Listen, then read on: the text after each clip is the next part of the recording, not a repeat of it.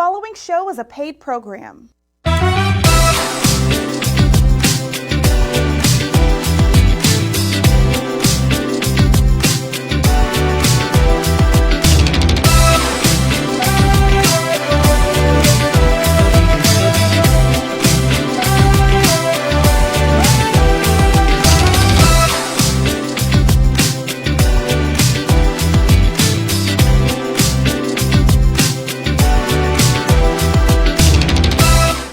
Hey guys, I am so happy you're here on today. We have Al Freeman. We were getting ready to do Christopher Kid Reid, but right now we have Al. Hey buddy, how you doing? Wonderful. Let's let's just jump right into it. The comedians extraordinaire, I always say. We're going to talk about the comedy industry. Let's talk about how you started, my friend, Al D. Freeman. Wow, you know what's interesting is my first show was at this place called For Sales, which was a nightclub back in 1979. And I was a junior in high school. And I was the funniest guy in school. You know, they called the best ranker. You know, I played the dozens with everybody. Man, I was so good, Cam, that the teachers used to bring me to the teachers' lounge. Yeah. To entertain them, you know, during their break. So I was doing comedy shows at high school, and I did my first show there at 17 years old, and you know, it just blossomed. It took off from there. I ended up going to Los Angeles to go to acting school. I went to the American Academy of Dramatic Arts in Los Angeles. It was the #1 professional acting school in the country. They accepted the 200 best actors from around the world. From major colleges. At this time, I was a freshman in college, and I got accepted. So I went there, and so they made a rule that we couldn't do anything theater-wise or acting-wise outside of the acting institute. But they didn't say we couldn't do stand-up comedy. So I ventured to the Comedy Store on Sunset Boulevard in Hollywood, the very famous comedy store. This is where Richard Pryor and David Brenner and David Letterman, anybody huge. This is the mecca of stand-up comedy, and I went up on open mic night, and Keenan Ivory Wayans was the host. He wasn't famous then, and you know, it was about 2:48. I remember in the morning. It's maybe about 6 people left in the room. I had been there since 7 p.m. and he brought me up. He says, "Hey, this young man is a college student, but he wants to enter the world of comedy. Let's give it to him." I went up and I did so bad. I mean, the crickets were booing me. And so when I came off stage, he says, the old adage that a mind is a terrible thing to waste, Al Freeman is an example of that. So, you know, it didn't deter me though. Right. I was just so enamored walking around that place, seeing these famous comedians. I saw Dolomite that night, seeing Paul Mooney, you know, all these great comedians just standing around, and they were like giants to me. Right. And, you know, fast forward 35 years, I have booked all of those guys. Paul Mooney is a friend of mine. Had him here the last 5 or 6 years of Dolomite's life. Yeah. I managed him basically and brought him here many times. You know, Steve Harvey became a friend of mine because when I returned to Houston from school, there was a club called the Comedy Workshop that was open. Yeah. The first comedy club ever in Houston, first comedy club in Texas. And, you know, once again, open mic night. And this time I was determined not to get booed, but this was an amazing place because they had great Bill Hicks. I don't know, people may not know who Bill Hicks is, but Bill Hicks is listed as one of the top 5 comedians ever in stand-up comedy behind Pryor and all of this. He was just amazing. He was amazing. Thea Vidal was there. Brett Butler from Brace Under Fire, Janine Garofalo, Ron Schock, you know, Fred Greenlee. It was just all these great comedians that were already there. So I was determined not to get booed. So I was in the parking lot pacing, just trying to figure out what am I going to do, and then this rush of Keenan saying, I was horrible because that's the last. I didn't do any more comedy after that, right?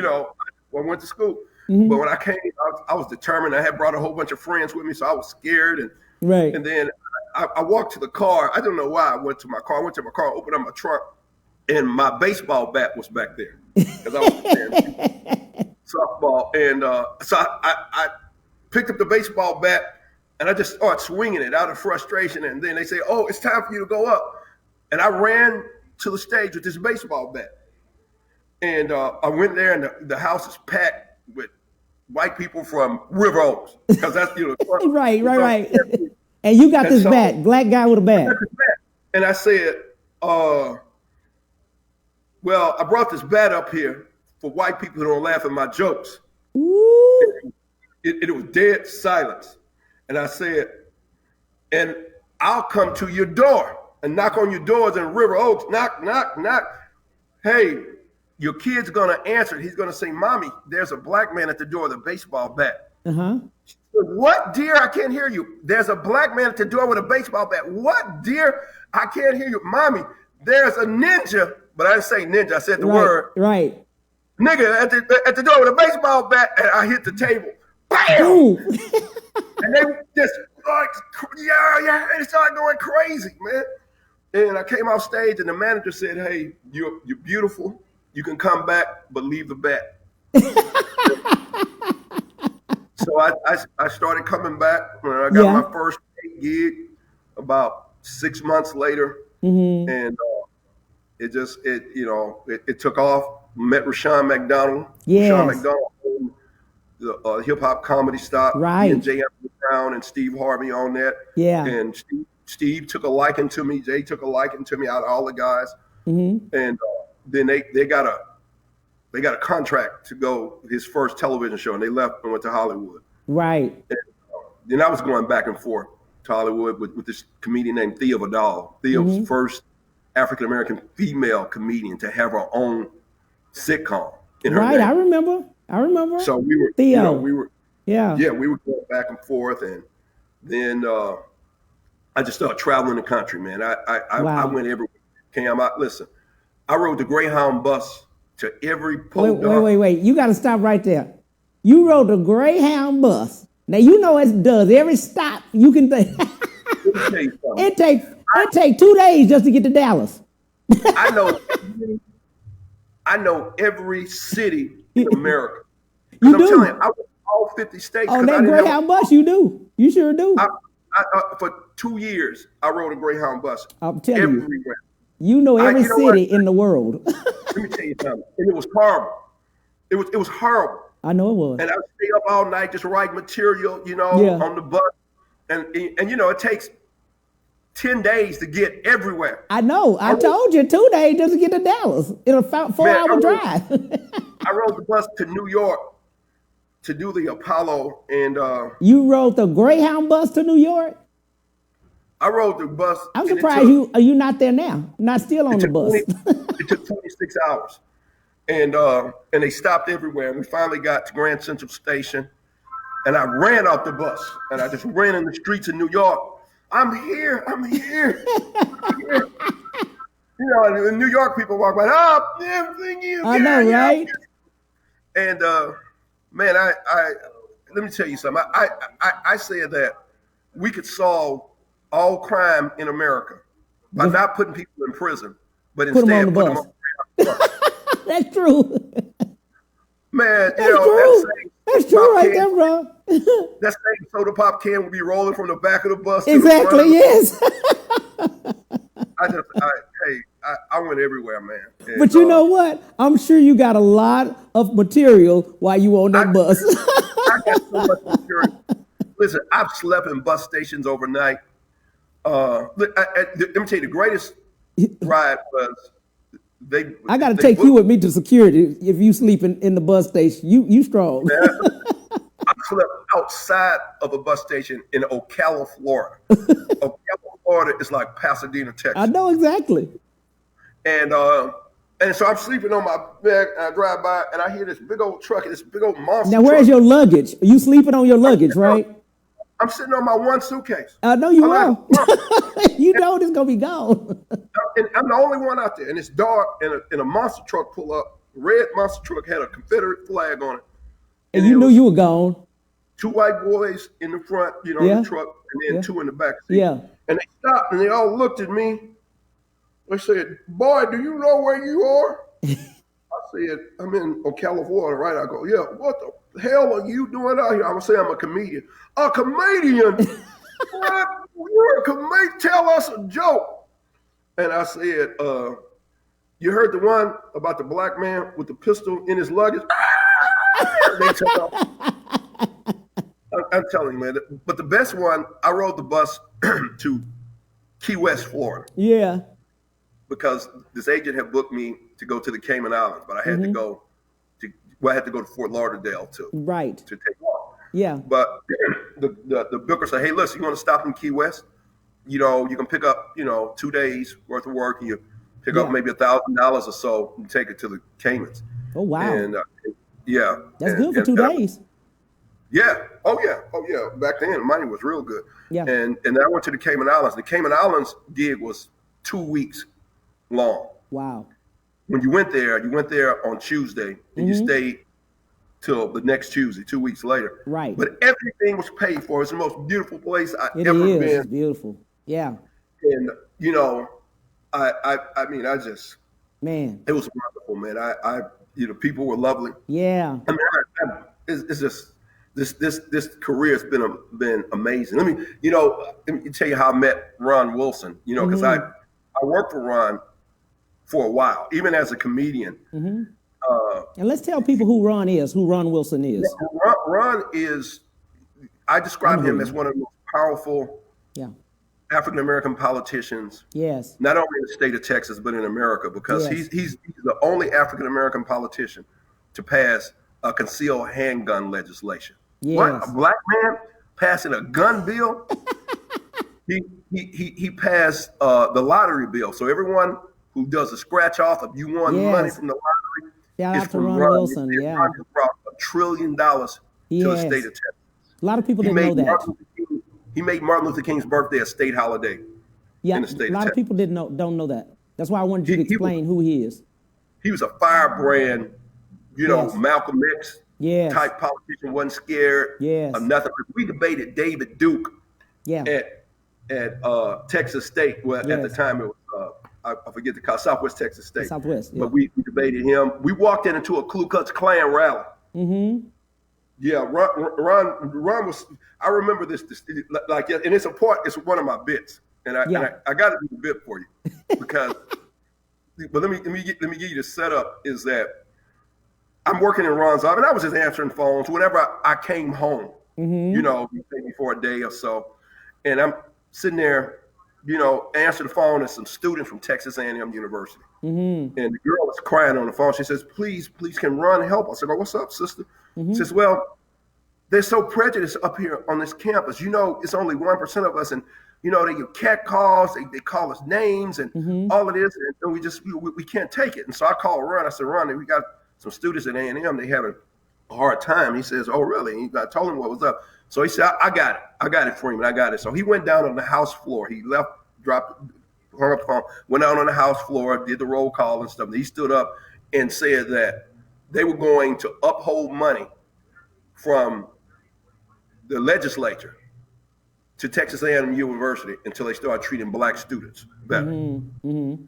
This was such an uproar on the campus of A&M, and they had a lot of A&M reps. I mean, it just started a controversy. Yes. And I remember the Ku Klux Klan started calling Ron's office, and threatening nights. Yeah, they say they're gonna kill him and stuff. They like, and if he's so bad, he thinks he's bad. We're having a rally up at college, not at the campus, in College Station for the good white people of Texas. And if Ron's so bad, tell him to show his ass up here. And I called Ron and said, "Hey, Ron, you got death threats, man. They're going to have a rally." And they said, if you're so bad, you better show up. And Ron, let me tell you what he said. He said, verbatim, he said, "Al, we two real good Christian boys from Sunnyside. Yeah. And our mothers raised us right. Mm-hmm. Am I correct? I said, yeah. He said, so it would be an embarrassment to our mothers and our families if we got invited to a party and didn't show up. We going to the rally. Oh, and what you saying in your mind? Man, are you crazy? Are you crazy? It's Wednesday, Saturday, we going to the rally. So not only is Ron and I going, but check this out. Uh-huh. He calls Brother Cornell X. Uh-huh. So we got Cornell X, we got Robert Muhammad from Mosque 45, right? And Tim FOI. Uh-huh. And we go to the rally. Yeah. And we march inside that rally. It was, and Ron, you know how they did the press, you know, so they had, you know, FBI and Texas Rangers all dressed, you know, they dressed like Klan, they, just all around the thing. And but when we got to the rally, it was amazing, man, because it was, you know, it was like a carnival atmosphere. It was beautiful. You know, here's the joke. And by the way, let me preface it by saying Dave Chappelle, when I worked with him and I did the joke, Dave said that Al Freeman, that's one of the greatest jokes I ever heard. So I go, you know, I always start off with, I'm not scared of no audience. I've been to a Ku Klux Klan rally, and the audience always goes, well, I say, yeah, I went to a Ku Klux Klan rally. I say, but here's the thing. When I was going to the rally, I said it was going to be easy to hate the type of white people that's in the Klan. And y'all know the kind of white people that's in the Klan. You know, those trailer park trash living people. They got rickets and impetigo running down the feet of the freeway to pick up roadkill so the family can eat Thanksgiving dinner. Those 4 goes into 4 Jethro Bodine people. But when I got there, it wasn't those type of white people there. It was the kind that live in my integrated neighborhood with me. Wow. The kind that my roommates and suite mates in college, the kind that were my white friends that say some of my best friends are black.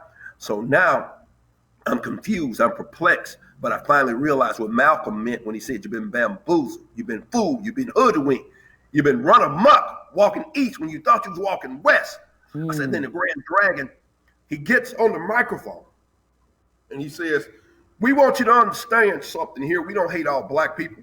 Just hate the one that do drive-by shootings on their own damn communities, the one that kill each other over tennis shoes, and the ones that sit around the projects all damn day, won't work, play bid whist, dominoes and spades, and drink 40s. So we have to pay the taxes to take care of that non-working behinds. We don't hate our Mexicans. We just hate the ones that sneak across the border, work for 50 cents an hour, have 52 kids, live in a 1-bedroom apartment, leave motors and transmission, goats and chickens and all kind of stuff all over the front lawn so the property value go down. You don't hate all Japanese, Chinese, Vietnamese, Korean, all them needs. Just hate the ones that come in our neighborhood, buy our convenience stores and gas stations, charge us too much money for the products, won't understand the English language, and then suddenly don't speak English when you get my change wrong. And I said, wow, that's us. I was thinking to myself, me too. Me too. Does this mean I have to join the Klan? Me too. And so Dave Chappelle did, you know, he's like, Al, that's a great joke. But look, henceforward, 10 years later, he does Dave Chappelle show, and one of his greatest bits was Clayton Biggs, the Black Klansman. You remember he was the black blind Klansman? Yep. Let's do this, Al. Hold that thought, and we'll be right back on the Cam Hill Show with Al Freeman. Oh, my God. We'll be right back to the Cam Hill Show after these messages.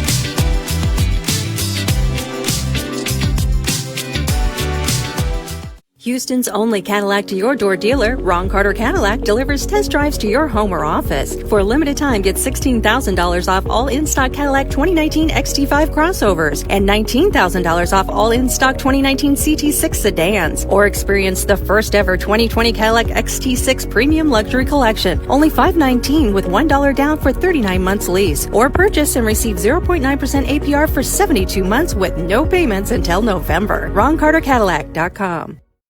When it comes to protecting yourself and your partners, all the information out there can be overwhelming. Visit our website. We are a free and confidential service, striving to help you stay informed and stay notified. We are committed to a healthy Houston.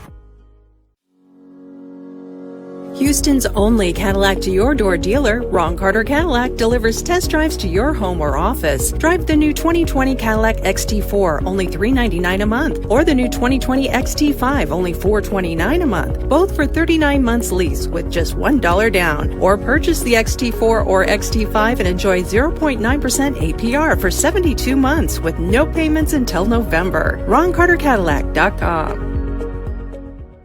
Have you been injured in an 18-wheeler accident, truck accident, car accident? Was someone texting and ran into the back of you, not paying attention? It doesn't matter what it is. Give me a call, Attorney Willie Powles. We'll fix it today. The number is 281-881-2457. Again, that number is 281-881-2457. We'll fix it today. Call Attorney Willie Powles. And now back to the Cam Hill Show.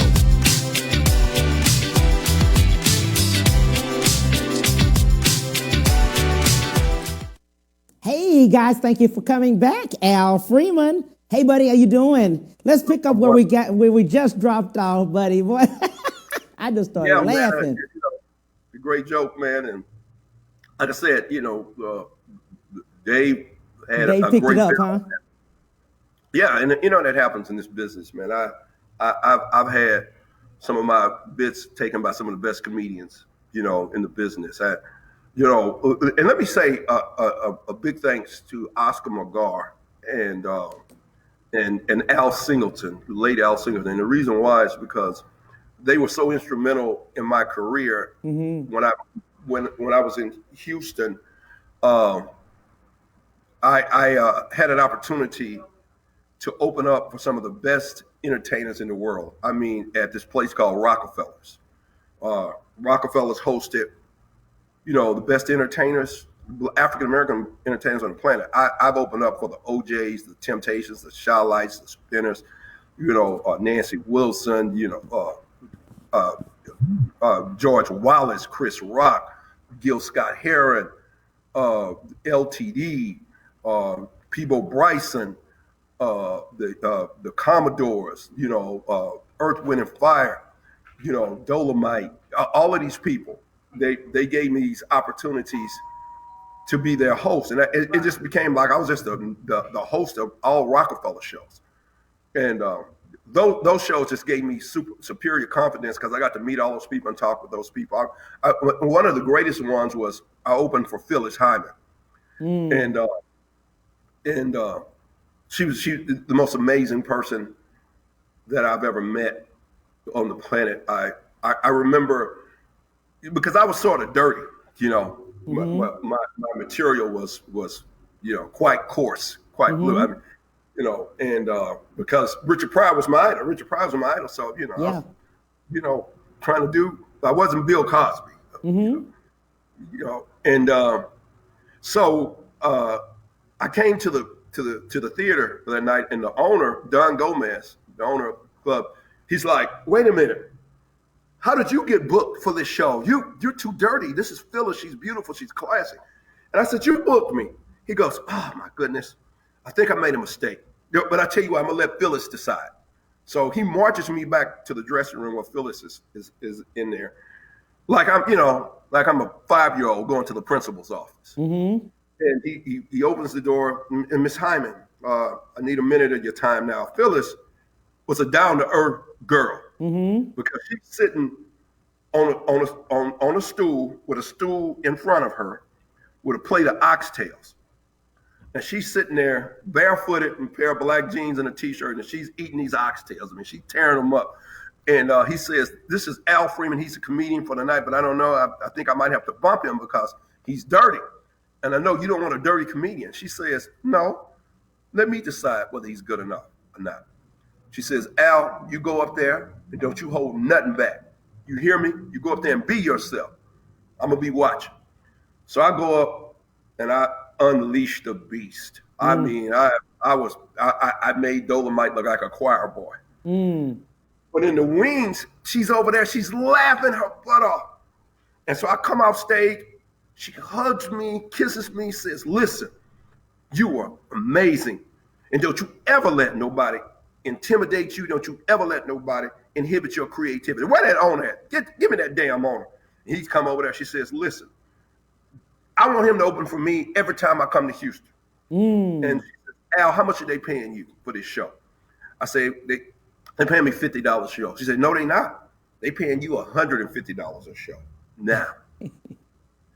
And I was just amazed. Tears almost welled up in my eyes, man. Phyllis Hyman did that for me. Yeah. And and I opened for her, the rest of the time she came here, man.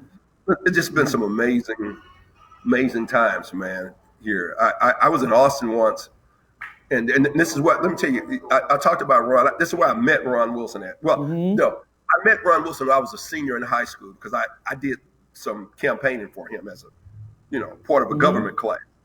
My government teacher was just in love with Ron Wilson. Just told us about this African American politician from Sunnyside. Ron was a young upstart, and so I worked with him way back then. But fast forward 10 years later, I'm in Austin. I'm working the comedy club in Austin. It was called the Laugh Stop in Austin, Texas. And so the manager of the club says to me, like Don Gomez, Al, listen, tonight we're gonna have some politicians in the house tonight, and just be yourself, but you know what to do, right? I go, okay, all right. So Ron Wilson's in the house tonight. I think Rodney Ellis, Ann Richards. It's just a whole bunch of powerful politicians. And so I go up and and I'm doing these bits and they buying, they loving it, man. And so Ron at the end of the night says, hey man, that was great. I'd like to take you out to dinner. Why don't we want to go have dinner? You're from Sunnyside. We ain't seen each other in a long time. So we go out to dinner. We go to the Catfish Station in Austin. Catfish Station was the only black-owned club on 6th Street. And it was a live jazz club. Homer Hill on the Catfish Station. So we sitting there at dinner with Ron Wilson. I don't remember who the guy was at the time, but he was the Secretary of State. And this attorney friend of mine named Demetrius McDaniel. And we sitting there, and the Secretary of State, whoever the guy was, he says, Al, listen, man, I got a joke for you. You got to do this joke, okay? I'm going to tell you. And listen, it's the hottest joke around the Capitol. They telling the joke around the Capitol. Everybody loves it. I go, okay, what's the joke? He says, okay, what are the 2 worst words that you, as a man, can hear in a man's restroom? And I go, I don't know. What's the 2 worst words? He says, nice package. But he didn't say package. Yeah. All righty, buddy. Yeah. I said, that joke is horrible. I know. I said, I can't do that joke. I'll get booed. He goes, no, I'm telling you. Okay. Do the joke. All righty. So let's talk about real quick, while we're here, a lot of people are asking me about Christopher Reid, which is kid, because he was here with you. You're having an upcoming event. Let's introduce the event real quick. Let's talk about it. We have opened up the newest professional stand-up comedy club in Houston. The Speakeasy Comedy Lounge is owned by John Cruz, who owns Phil and Derek's. It is an intimate, eclectic stand-up comedy club inside Phil and Derek's. And we started 5 weeks ago, and we've had sold-out nights since then. Some of the best comedians in the nation are at this club. And so Christopher Reid, Kid Reid, is a friend of mine. I've been knowing him a long time. He's going to appear next weekend, Friday, Saturday, and Sunday, for a house party weekend. We call it the house party weekend because of the iconic movie that everyone knows him from with Robin Harris, House Party.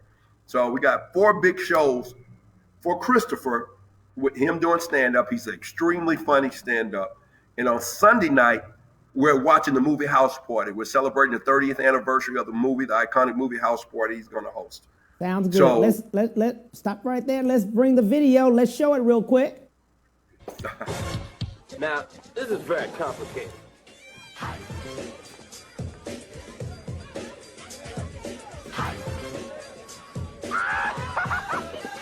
What are you doing? This ain't aerobics class. You can't to it. Is that a challenge? I think it is. You better come on out here. Oh, come on. Bust it. Hey, look, you drunk? Should we do this? Come on, let's do Do you it. have sex or do you make love? How do you live? Do you give it? Do you take it?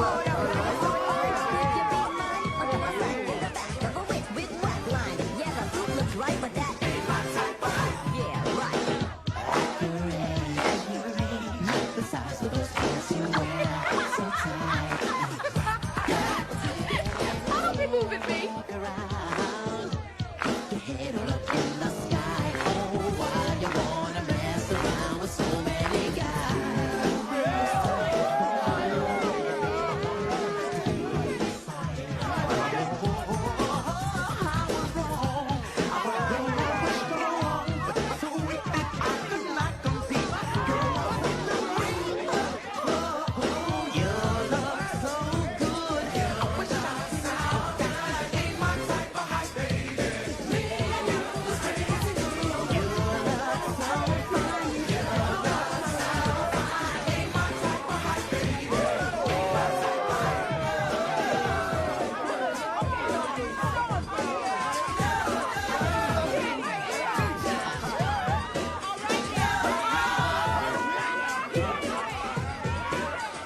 They went to that rerun dance school. Oh, just go ahead. Shut up. Just you go ahead. Do so. What you got?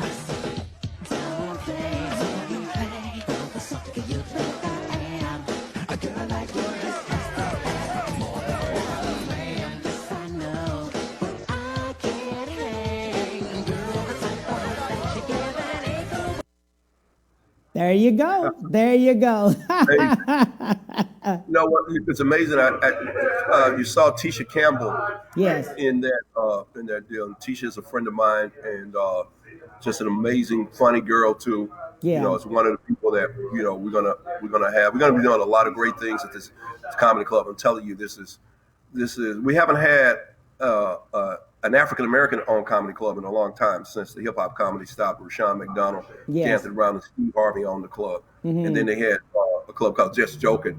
And you saw everybody before everybody was famous. Eddie Griffin, Sid the Entertainer, DL Hughley, all of these guys played the hip hop comedy style. Rushion McDonald introduced us to all of them before they were famous, and that's what we're doing at this comedy club. Right. It's inside Phil and Derek's. Phil and Derek's is iconic in itself, live jazz and great restaurant, great food. And like this weekend, we have Lil Daryl, extremely funny comedian, Yeah. and Rambo too funny. The shows were sold out Wednesday. Wow. We sold out Wednesday, and we're starting to sell out Chris's show. Already got 2 shows already Right. that are sold for next week. I'm telling you, Houston, this is the hottest joint in the city. Yes. And we are celebrating African American businesses. I'm sitting inside this store called the Black Store. Black Store is one of the sponsors for the comedy show. It's a comedy show. Black Store and Harris Nail Salon. Some great people. Amber and Lloyd are great people. I just love the community aspect of what's happening here, and I promise you, it will be an experience unlike any other when you come and sit in this beautiful jazzy atmosphere. And you're going to see these very funny comedians. Great service over there. John Cruz and his wife Sean have done a wonderful job with Phil and Derek's itself. So, I've been in a lot of comedy clubs around the nation. I've been, like say, the Improv on Melrose in Los Angeles. Number one, of course, Comedy Store. The Catch a Rising Star in Caroline's in New York City. So it did the Apollo, which was a nightmare. They hated me, man. Let me tell you something. I should have known though, because when I was walking down 125th Street, it's like a long line of folks waiting to get into an Apollo. And Cam, they were practicing booing us out there. They were like, boo, boo, boo, boo, boo, boo, boo, boo. They were ready. And so I went up. They said, Al D. Freeman from Houston. I came out and it was pretty good. I started off. I said, yeah. And what about this dude, Al Sharpton, with his process? And man, they started to boo, boo, boo, boo. I said, you know what?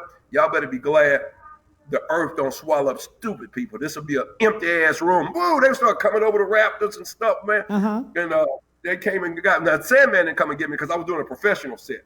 See, I got booed on a professional set, not an amateur night, on a professional set. And so security came and got me. You know, met me in the wings. I said, what did I do? They said, you didn't do nothing. We just want to make sure you're all right. We're going to escort you to the train. All the way to the train. To the train at 125th. I got on the train, went back to my hotel. Let me tell you what, Cam, I was so hurt. I went back to my hotel that night. And instead of spending the night, you know what I did? Left. I went to Grand Central Station and got on the Greyhound bus and left. There you go, playing with that Greyhound station. Let's do something real quick. A lot of people that are local artists, as far as comedy are concerned, but they want to go mainstream. Talk to them, because Al, you have done it. You have come locally and you've been around the world with comedy. Let's talk to them. What do they need to do? To go mainstream? Yes, absolutely. They're local. They're in the different clubs and things like that. How do they get mainstream?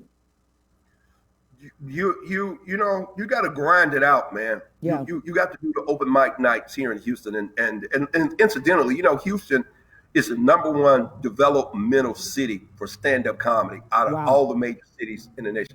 The best comics come out of Houston, and it's because Houston has such a diverse, we have such a diverse population. Yes. That when you come to even the Phil and Derek's and the Speakeasy is a African American owned comedy club. You still you have white people, Asian people, Hispanic people in the audience.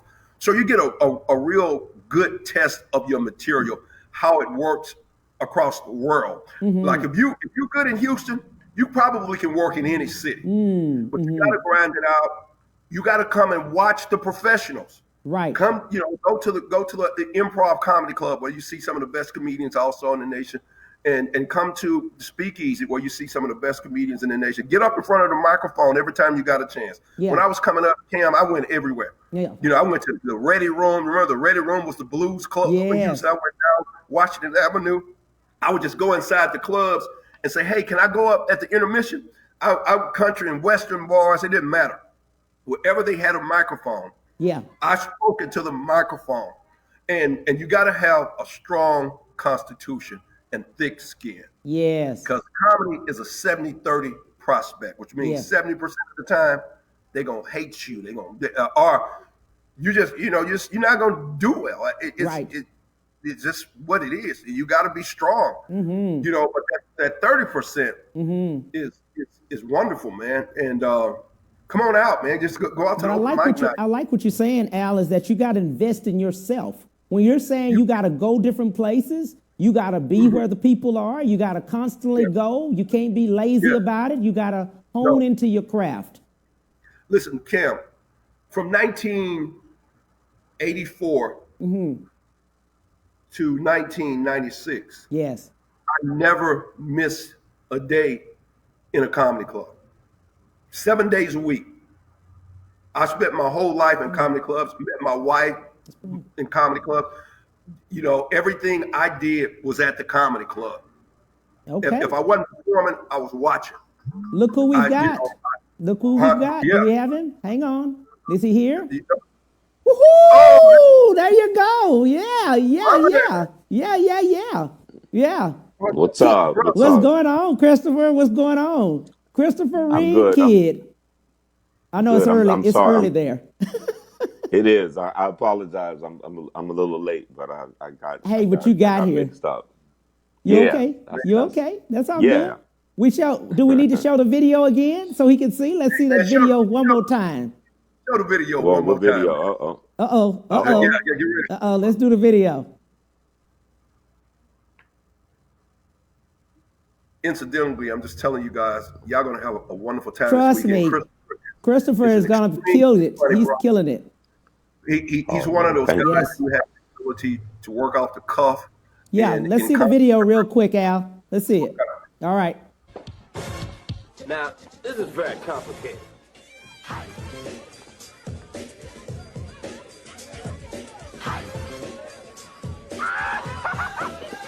What are you doing? This ain't aerobics acrobatic class. You can't do it. Is that a challenge? I think it is. You better come on out here. Come on. Bust it. Hey, look, drunk. Should we do this? Come on, let's do it. Have sex or do you make love? How do you live? Do you give it? Do you take what? Would you be mine or do I slide in the back of a whip with black line? Yeah, the fruit looks right, but that ain't my type of. Yeah, right. The size of those pants you wear so tight. Don't be moving me. Around, your head all up in the sky. Oh, why you wanna mess around with so many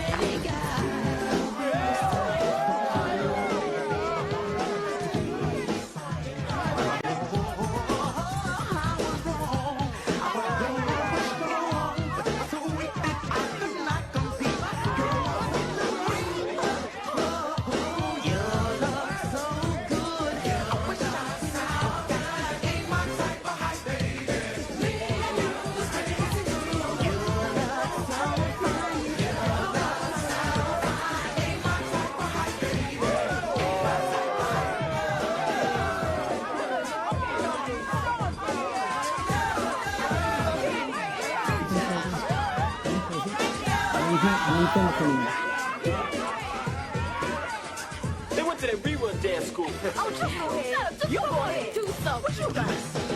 Don't play, don't play, the sucker you think I am.